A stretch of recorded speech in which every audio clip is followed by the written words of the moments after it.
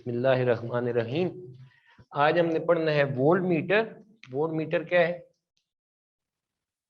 It is a device which is used to measure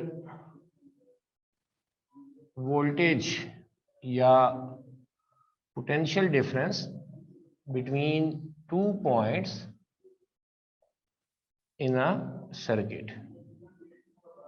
circuit के अंदर जो भी डिवाइस लगी होगी, बल्ब लगा होगा, फ्रिज लगा हुआ है जी, पंखा लगा हुआ है, तो उसके दो टर्मिनल तो होने ही है। तो किसी भी डिवाइस के अक्रॉस वोल्टेज मेजर करना हो तो उसका मतलब यही है, सर्किट के अंदर किसी भी दो पॉइंट्स के दरमियान वोल्टेज मेजर करना। और जो डिवाइस हमें ये मेजर करके देगी उसे हम क्या कहेंगे? वोल्ट मीटर कहेंगे। अगेन, जैसे मैंने उस दिन बताया था कि वोल्ट मीटर खुद कोई डिवाइस नहीं है, बल्कि गैल्वानोमीटर के अंदर ही थोड़ी सी मॉडिफिकेशन की जाती है, जिससे गैल्वानोमीटर एक वोल्टेज मेजरिंग डिवाइस में चेंज हो जाता है। तो वो मॉडिफिकेशन क्या की जाती है?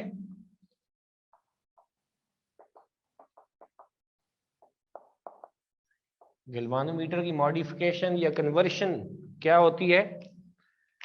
To convert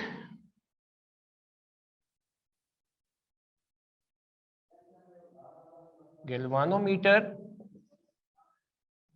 into voltmeter, we connect a very high resistance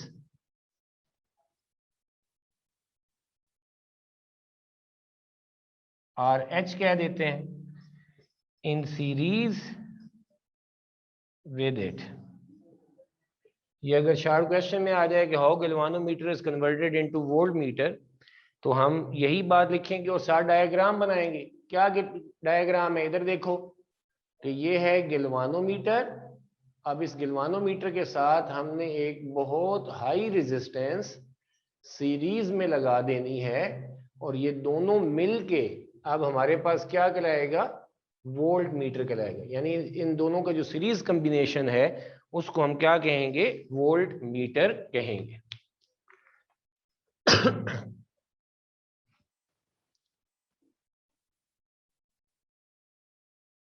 जी, लिख लिया सबने? देख लिया? यहां तक लिखा है या देख रहे हैं? प्लीज अब इधर सारी तवज्जो आपकी मेरी तरफ हो।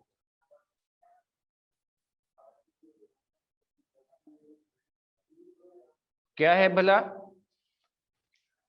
देखें, अभी जो मैंने बातें बतानी है वो सबसे ज्यादा समझने वाली है ना, इसलिए सिर्फ इधर तवज्जो हो। ये हमारे पास एक गैल्वानोमीटर है। मैंने इसको एक वेरिएबल वोल्टेज के साथ कनेक्ट कर दिया। मेजरेबल है, यहाँ फर्ज कर रहे हैं अपनी तरफ से सारी बातें इमेजिन कर रहे हैं। फर्ज कर रहे हैं गैल्वानोमीटर की जीरो इधर है, और फिर इसकी ये फुल स्केल डिफ्लेक्शन यहाँ तक है। मैं इधर से वोल्टेज बढ़ाता जाऊंगा तो इसकी नीडल मूव करके फुल स्केल डिफ्लेक्शन मोड पर आ जाती है। उस वक्त फर्ज कर लें इसके ऊपर जो वोल्टेज है, जो फुल स्केल डिफ्लेक्शन शो कर रहा है, VG उसे हम कहें, तो उसे मैं फर्ज कर रहा हूं कि कितना है? 2 वोल्ट। और लाजिम बात है उस वक्त इसमें जो करंट पास करेगा उसे मैं IG से रिप्रेजेंट करूंगा, जो फुल स्केल डिफ्लेक्शन करंट है। अब अगर आप लोगों ने कभी गैल्वानोमीटर देखा है तो गैल्वानोमीटर का बेसिकली तो जीरो दरमियान में होती है, कुछ इधर लाइंस होती हैं, कुछ इधर होती है। तो वो जो हमारे पास लाइंस हैं वो कोई वोल्टेज या करंट मेजर करने के लिए नहीं होती, वो एंगल ऑफ डिफ्लेक्शन बताती है कि कितने रेडियन हमारे पास कॉइल डिफ्लेक्ट हुई है जब उसमें करंट पास हुआ। क्लियर होगी बात? वो वोल्टेज या करंट मेजर करके नहीं बताती, वो एंगल ऑफ डिफ्लेक्शन बताते हैं, और वो भी किस यूनिट में? रेडियन में, जो गैल्वानोमीटर का स्केल है। तो अगर अब मैं इस गैल्वानोमीटर के स्केल को वोल्टेज मेजरिंग डिवाइस में चेंज करना चाहूं तो ये हमारे पास क्या बनेगा? 0 से लेकर 2 वोल्ट तक का स्केल बन जाएगा। फिर हाफ पर वो 1 वोल्ट हो जाएगा, और हम इस तरह से उसका स्केल एक डेवलप कर सकते हैं। लेकिन ये गैल्वानोमीटर सिर्फ मेजर कर रहा है 2 वोल्ट तक, और मैं ये चाहता हूं कि ये मेजर करे 10 वोल्ट तक। तो मुझे क्या करना पड़ेगा? इसके अंदर कुछ चेंजेस लानी पड़ेंगी।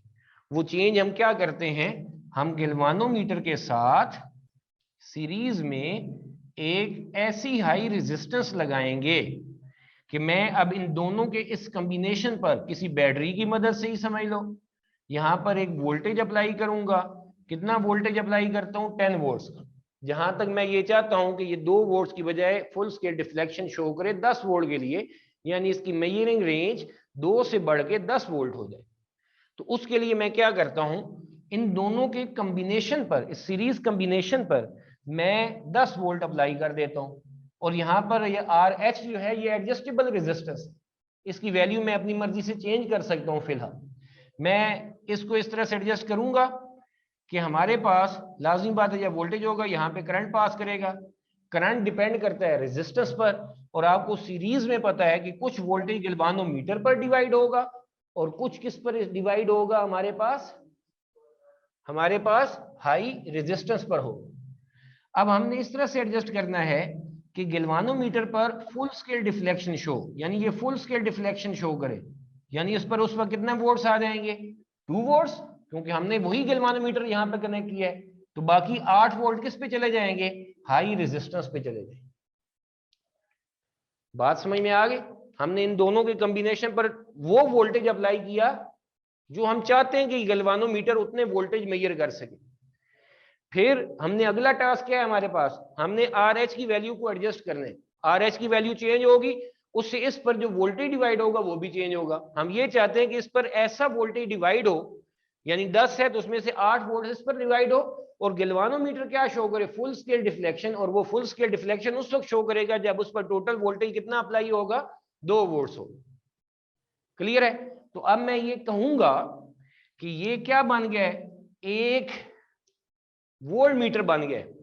और ऐसा वोल्ट मीटर बन गया है जो हमारे पास कितना वोल्टेज मैक्सिमम शो कर सकता है, 10 वोल्ट शो कर सकते हैं।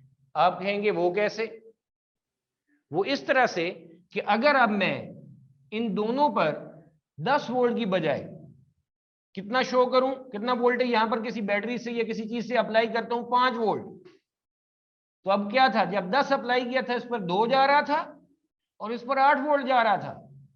अब मैंने अप्लाइड वोल्टेज आधा कर दिया, तो अब इसी रेशो से इस पर 1 वोल्ट जाएगा और इस पर कितना जाएगा, 4 वोल्ट जाएगा। और ये गैल्वानोमीटर कितनी डिफ्लेक्शन शो करेगा, हाफ डिफ्लेक्शन शो करेगा, क्योंकि अब उस पर वोल्टेज भी क्या अप्लाई हो रहा है, हाफ अप्लाई हो रहा है। अगर अब मैं इस पर 2 की बजाय 5 की बजाय 2 वोल्ट अप्लाई करूं, तो अब ये नहीं है कि 2 के 2 वोल्ट इस गैल्वानोमीटर पर इस्तेमाल होने, उसमें से कुछ इस पर होगा और कुछ किस पर होगा, RH पर होगा। अब ये पहले से भी कम डिफ्लेक्शन शो करेगा। अब ये जो गैल्वानोमीटर है ये फुल स्केल डिफ्लेक्शन सिर्फ उसी वक्त शो करेगा जब इन दोनों के कॉम्बिनेशन पर कितना वोल्टेज अप्लाई होगा, 10 वोल्ट अप्लाई होगा। अगर 10 वोल्ट अप्लाई होगा तो तभी ये फुल स्केल डिफ्लेक्शन शो करेगा। इसका मतलब ये हुआ कि मैं ये करता हूं कि इस गैल्वानोमीटर पर ये जो स्केल है, इसको बजाय इसके मैं गैल्वानोमीटर का स्केल बनाऊं, मैं यहां पर क्या बना देता हूं, वोल्ट मीटर का स्केल बना देता हूं। और इसकी नीडल पर जो फुल स्केल डिफ्लेक्शन है वहां पर अब क्या लिख दूंगा, 10 वोल्ट लिख दूंगा, क्योंकि अब इन दोनों का जो कॉम्बिनेशन है वो फुल स्केल डिफ्लेक्शन गैल्वानोमीटर पर उसी वक्त शो करेगा जब उस पर कितना वोल्टेज होगा, 10 वोल्ट हो। तो इस तरीके से इन दोनों को अगर मैं एक ही बॉक्स में बंद करूं और इधर जो G लिखा था उसकी बजाय V लिख दूं, तो ये हमारे पास बन जाएगा वोल्ट मीटर जो फुल स्केल डिफ्लेक्शन शो करेगा फॉर 10 वोल्ट्स। किसी का यहां तक कोई सवाल जो शुरू से क्लास में मौजूद है, किसी का यहां तक कोई क्वेश्चन प्लीज पूछें। No sir. चलें ठीक है, थैंक यू। अब मैं आपसे ये एक और सवाल करता हूं, मैं पूछ रहा हूं, किससे पूछूं, मोइज से पूछता हूं। मोइज ये बताएं कि मैं ये चाहता हूं कि अब ये जो गैल्वानोमीटर है ये हमारे पास फुल स्केल डिफ्लेक्शन शो करे, लेकिन कितने वोल्टेज के लिए, ये 20 वोल्ट के लिए, यानी इसकी रेंज में बढ़ाना चाहता हूं। तो है वही गैल्वानोमीटर जो 2 वोल्ट तक मेजर कर सकते हैं। अब मैं इसकी रेंज बढ़ा के कितनी करना चाहता हूं, 10 से बढ़ा के 20 करना चाहता हूं। तो RH मुझे इसके साथ क्या वही लगा रहना होगा या चेंज करना होगा, मोइज? चेंज करना होगा। अच्छा, कौन सी रेजिस्टेंस पे ज्यादा वोल्टेज इस्तेमाल होता है, हाई रेजिस्टेंस पर या कम रेजिस्टेंस पर?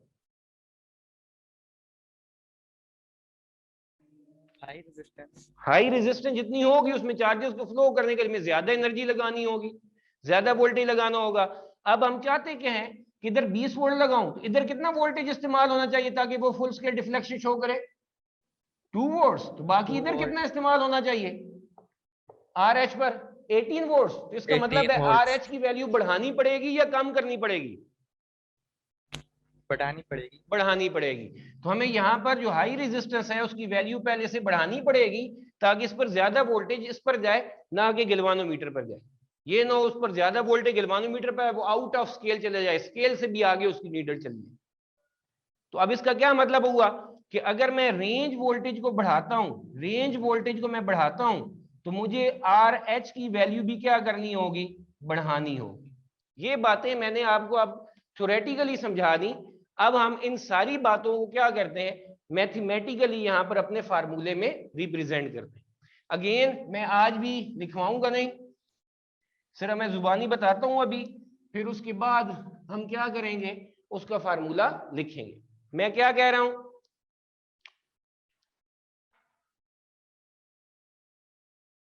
कैलकुलेशन फॉर आर एच, हमने ये आर एच कैलकुलेट करना है। सारों की तवज्जो इधर हो। गैल्वानोमीटर को वोल्ट मीटर में चेंज करने के लिए इसके साथ क्या लगा दी जाती है, सीरीज में बहुत हाई रेजिस्टेंस अटैच कर दी जाती है। मैं ये चाहता हूं कि इन दोनों का जो कॉम्बिनेशन है या जो वोल्ट मीटर बने वो हमारे पास V वोल्ट्स के लिए बने। जैसे मैं वहां पर कह रहा था 10 वोल्ट के लिए बने, तो वो हम सिंबल में अब उसे क्या कहेंगे, V वोल्ट्स के लिए उसकी रेंज बने। तो हमने V वोल्ट्स के लिए यहां पर अटैच किया। तवज्जो सारों की, यहां पर इन दोनों के कॉम्बिनेशन पर V वोल्ट्स अप्लाई करेंगे जितना हम रेंज वोल्टेज चाहते हैं। और हम ये चाहेंगे कि यहां से जब करंट पास हो तो वोल्ट गैल्वानोमीटर पर ऐसा वोल्टेज इस्तेमाल हो कि गैल्वानोमीटर क्या शो करे, फुल स्केल डिफ्लेक्शन शो करे। जब galvanometer full scale deflection show करता है तो इसके अक्रॉस वोल्टेज को हम रिप्रेजेंट करते हैं Vg से, और इसमें से जो करंट पास करते हैं उसको रिप्रेजेंट करते हैं Ig से। अगर इधर 10 वोल्ट था और galvanometer full scale deflection 2 volts के लिए अगर रिप्रेजेंट कर रहा है, इसका मतलब है बाकी 8 वोल्ट किस पे चले जाएंगे, इस हाई रेजिस्टेंस पे चले जाएंगे। Remaining voltage will be applied on this high resistance, जिसको मैं किस से रिप्रेजेंट कर रहा हूं, VH से रिप्रेजेंट कर रहा हूं। फिर अगली बात, क्योंकि गैल्वानोमीटर और RH दोनों किस कॉम्बिनेशन में है, सीरीज कॉम्बिनेशन में है, इसलिए इनके अक्रॉस करंट की वैल्यू क्या रहनी है, सेम रहनी है। तो जब galvanometer full scale deflection show करे, इसमें करंट होगा IG, तो same current IG will also pass through this RH। तो जो टोटल वोल्टेज मैंने इन दोनों के सीरीज कॉम्बिनेशन पर अप्लाई किया है वो दो हिस्सों में डिवाइड हो गए, एक गैल्वानोमीटर पर और कुछ हिस्सा या ज्यादातर हिस्सा RH पर।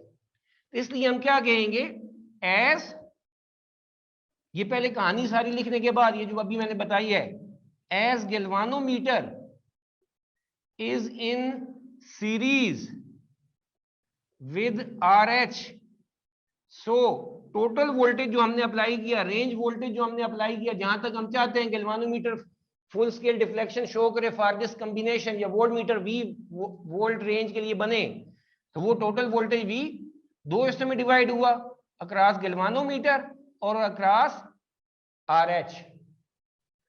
तो अब ये हमारे पास Vg किसके बराबर है, V is equal to IR। Voltage किसी भी चीज के अक्रॉस मालूम करना हो, करंट और रेजिस्टेंस हो, तो हम मालूम करेंगे by Ohm's law. V is equal to IR, IGRG। V is equal to IR, RH के अक्रॉस, RH में करंट तो सेम पास हो रहा है, तो ये IG आ जाएगा और रेजिस्टेंस आ जाएगी RH। यहां पर हम क्या कॉमन ले सकते हैं, IG कॉमन ले लिया, बाकी क्या रह गया यहां पर, RG प्लस RH, इन दोनों की इक्विवेलेंट रेजिस्टेंस। हमने RH का फार्मूला बनाना है, इसलिए ये IG इधर मल्टीप्लाई हो रहा है, इधर अगर V से डिवाइड हो जाएगा तो ये बन जाएगा V over IG is equal to RG plus RH। यहां से आर एच आर जी इधर मल्टीप्लाई इधर ऐड हो रहा है, इधर आकर क्या हो जाएगा minus V over I G minus R G. ये हमारे पास फार्मूला बन गया। किसी को यहां तक कोई कंफ्यूजन हो प्लीज पूछें।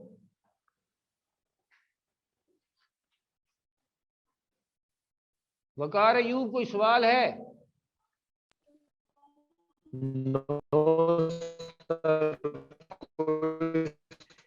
फिट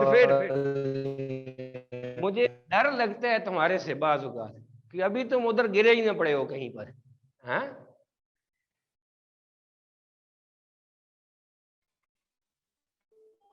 बस चुप कर जाओ चुप कर जाओ चुप कर जाओ चुप कर जाओ।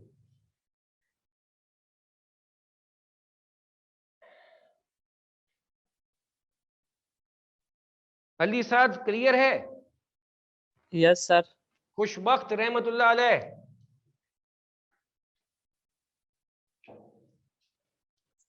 Yes sir. बड़ी मेहरबानी आप क्लास में मौजूद हैं, बड़ी बात है। मेरे तो आज भाग जा गया, आप क्लास में बोल पड़ी हैं। क्यों भाई शामिर क्लियर है? Yes sir. वाह जी वाह, जैसे तुम हो वैसी आवाज आई है खड़क के। तो यहां पर वीक है, ये वो वोल्टेज है जहां तक हम ये चाहते हैं galvanometer full scale deflection show करे विद दिस कॉम्बिनेशन, यानी वोल्ट मीटर उस रेंज तक बने। तो देखो V जितना बढ़ता जाएगा IG full scale deflection current है गैल्वानोमीटर का, वो तो फिक्स रहना है उस गैल्वानोमीटर के लिए। गैल्वानोमीटर की रेजिस्टेंस भी फिक्स रहनी है। अगर मैं अब रेंज वोल्टेज V को बढ़ाता चला जाऊंगा, V वोल्टेज को मैं बढ़ाता चला जाऊंगा, तो हमारे पास हमें क्या करना पड़ेगा, RH की वैल्यू भी बढ़ाने रहना पड़ेगी। यानी RH की जो वैल्यू है वो डायरेक्टली प्रोपोर्शनल है रेंज वोल्टेज के। to make a galvanometer from the same to make this to make a voltmeter from the same galvanometer of greater range of the voltage, we have to increase the value of RH series resistance with the galvanometer। ये बात clear हो गई? चले जी, अब ये तो हमने बातें सीख ली। सबसे पहली बात, ये मेरे पास एक बल्ब है, एक सर्किट के अंदर मैं इसके साथ एक वोल्ट मीटर लगाना चाहता हूं। तो वोल्ट मीटर ये मैं इसके साथ ऐसे सीरीज में लगाऊं या वोल्ट मीटर मैं इसके साथ ऐसे पैरेलल में लगाऊं? क्यों वासिक क्या कहते हो?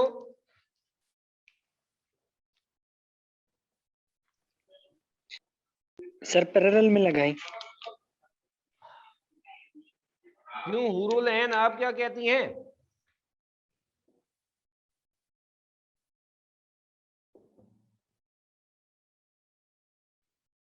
Sir parallel. पैरेलल में? आप तो हैरान हो के बता रही हैं। पैरेलल में हुरुल ऐन आपसे मुखातिब हूं, पैरेलल में दो चीजों के अक्रॉस वोल्टेज सेम रहता है या करंट सेम रहता है?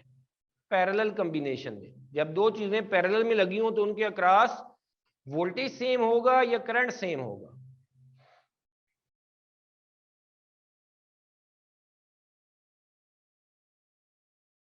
हुरुलैन जी सर। पैरेलल कॉम्बिनेशन में दो चीजों के अक्रॉस वोल्टेज सेम होता है या करंट सेम होता है?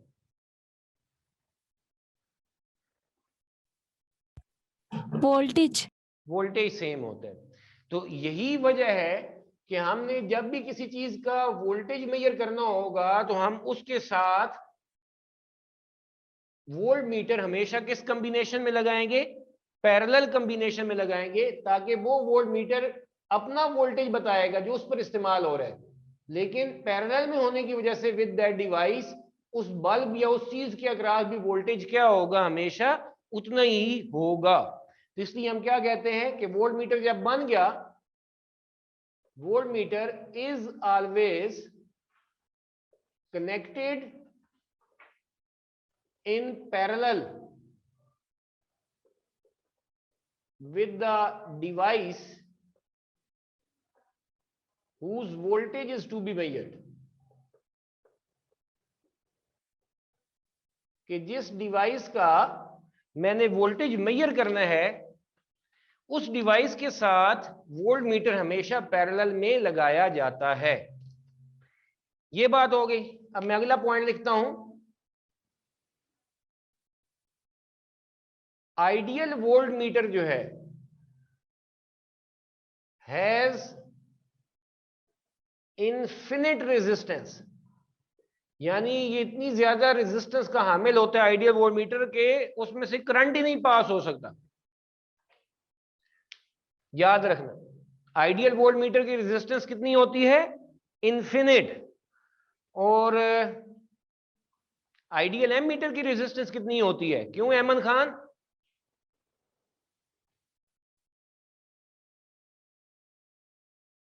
Ahmad Khan, ideal ammeter की रेजिस्टेंस कितनी होती है?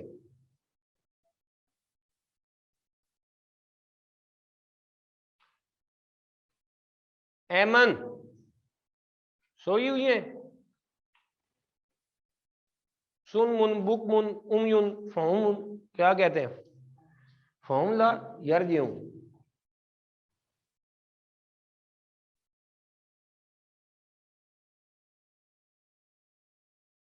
मेरे बचपन में सबक होता था, सोया हुआ महल।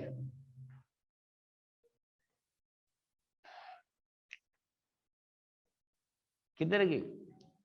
चलो किसी और से पूछता हूं, कोई बोल दे यार, आइडियल एम मीटर की रेजिस्टेंस कितनी होती है? जीरो होती है। उम्मीद है अब अहमद खान ने भी सुन लिया होगा। जाके बैठे और क्लास में टाइमली आया करें अहमद। आइडियल वोल्ट मीटर जो है उसकी रेजिस्टेंस इनफिनिट होती है, और जो रियल वोल्ट मीटर होता है, आपको पता है ये दो चीजों का कॉम्बिनेशन है। गैल्वानोमीटर की रेजिस्टेंस तो 50 ओम 100 ओम ऐसे होती है, लेकिन ये जो हमने सीरीज में उसकी हाई रेजिस्टेंस अटैच करते हैं ये मेगा ओम्स में होती है आमतौर पर। मेगा ओम्स में यानी 10 पावर 6, 1 लाख के 10 लाख कितना बनता है? बहुत ज्यादा हाई रेजिस्टेंस होती है। तो उसमें गैल्वानोमीटर की रेजिस्टेंस ऐड ना भी करें तो तब भी हमारे पास इस RH की वजह से जो गैल्वानोमीटर है, रियल गैल्वानोमीटर, उसकी अपनी रेजिस्टेंस मेगा ओम्स में ही होगी। ठीक हो गया? इसकी रेजिस्टेंस बहुत हाई होनी चाहिए। क्यों हाई होनी चाहिए? इस वजह से हाई होनी चाहिए ताकि जब मैं यहां पर इसे सर्किट में किसी भी डिवाइस के साथ पैरेलल में लगाऊं, तो पहले जब ये नहीं लगाया था तो सारा करंट बल्ब में से पास हो रहा था, लेकिन जब ये पैरेलल में लगा दिया तो अब कुछ ना कुछ करंट इसकी तरफ डिवाइड हो जाएगा, जिससे बल्ब के अक्रॉस जो वोल्टेज है वो चेंज हो जाएगा। जो रीडिंग आएगी वो हमारे पास एक्यूरेट नहीं होगी। इसलिए जो वोल्ट मीटर है इसकी रेजिस्टेंस बहुत हाई होनी चाहिए ताकि इसकी तरफ कोई सिग्निफिकेंट करंट डिवाइड ना हो, ताकि हमारे पास जो वोल्टेज की रीडिंग है या सर्किट का जो करंट है वो भी डिस्टर्ब ना हो। बात समझ में आ गई? कोई आपसे ये पूछे कि वोल्ट मीटर की रेजिस्टेंस हाई होनी चाहिए या लो होनी चाहिए, तो हमारा जवाब क्या होना चाहिए? Real volt meter should have very high resistance so that it could not disturb the circuit current by dividing.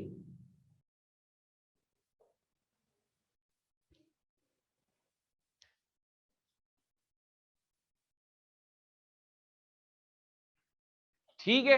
जब वो सर्किट का करंट डिवाइड हो जाएगा तो वोल्ट मीटर का वोल्टेज का फार्मूला होता है V = IR। बल्ब की रेजिस्टेंस तो वही रहेगी, लेकिन सर्किट का करंट जो पहला सारा उसमें से पास हो रहा था, अब कुछ ऊपर अगर वोल्ट मीटर की तरफ ज्यादा डिवाइड हो गया तो करंट की वैल्यू चेंज होने से V = IR, करंट चेंज होगा या कम होगा तो वोल्टेज भी उसके अक्रॉस क्या हो जाएगा? कम हो जाएगा, और वोल्ट मीटर जो रीडिंग शो करेगा वो एक्चुअल उस सब सर्किट की, उस बल्ब की नहीं होगी, उसमें कुछ ना कुछ कमी आ चुकी होगी। ठीक है? इसलिए volt meter should have very very high resistance. Clear होगी जी बात। अब हम आगे बढ़ते हैं। किसी का इस सारे टॉपिक में कोई सवाल हो?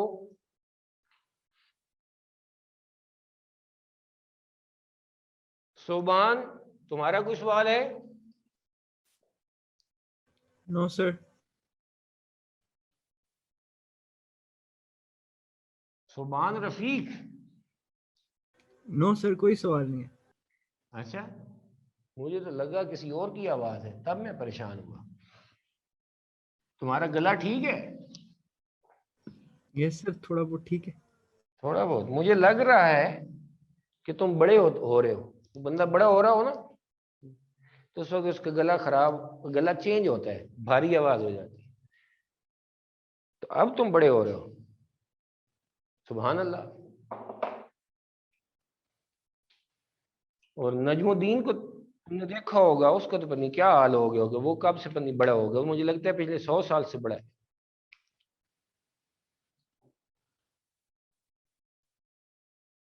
चले जी, next topic is avometer.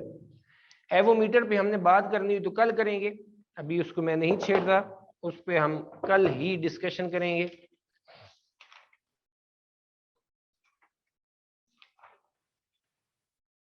Numericals जो शॉर्ट क्वेश्चंस हैं उसमें नोट कर लें। First short question, second, third, fourth, fifth, sixth, seventh भी है, एट्थ भी है, 9 भी है, 10 भी है, 11 भी है। तो इनमें से मैं अपनी मर्जी से आप लोगों को, क्या पहला सवाल क्या है, अगर आपके सामने है टेक्स्ट बुक है तो जरा देखें, what is the first short question. अगर समझना हो तो मुझे बताइएगा। आई रीड, आप लोगों के सामने उम्मीद है बुक होगी। What is the force that a conductor of length L carrying current I experience when placed in a magnetic field B? What is the direction of the force? ये कोई भी मसला नहीं है इस शॉर्ट क्वेश्चन में। इसमें वो ये कह रहे हैं कि एक करंट कैरिंग कंडक्टर को मैग्नेटिक फील्ड में रखें तो उस पर फोर्स अप्लाई होती है, उस फोर्स का फार्मूला बताएं और उसकी डायरेक्शन बताएं। कोई इसमें कोई समझने वाली बात ही नहीं है, आप ऑलरेडी ये क्लास में कर चुके हैं। मैं 10 सेकंड लेता हूं इसको बताने में। आपने क्या कहना है कि एक कंडक्टर है, जब उसमें से करंट पास करता है तो उसके गिर्द क्या पैदा होती है? Magnetic field. मैग्नेटिक फील्ड क्या होती है? एक्सटर्नल मैग्नेटिक फील्ड के साथ इंटरेक्ट करती है और उस इंटरेक्शन के नतीजे में करंट कैरिंग कंडक्टर पर फोर्स अप्लाई होती है। ये पहले रीजन लिखेंगे। फिर उसके बाद आप क्या कहेंगे, जो फोर्स उस पर अप्लाई होती है उसका फार्मूला लिखेंगे, F is equal to I L cross B. ठीक है, ये फार्मूला आपने लिख दिया और कुछ नहीं लिखना। फिर आप इसकी डायरेक्शन बताएंगे। इसकी डायरेक्शन मालूम करने के लिए आप लोग जानते हैं कौन सा रूल है? राइट हैंड रूल है। क्रॉस प्रोडक्ट है तो राइट हैंड रूल ही होगा। राइट हैंड रूल क्या कहता है? Curl the fingers of your right hand, curl the fingers of your right hand from first vector to second vector.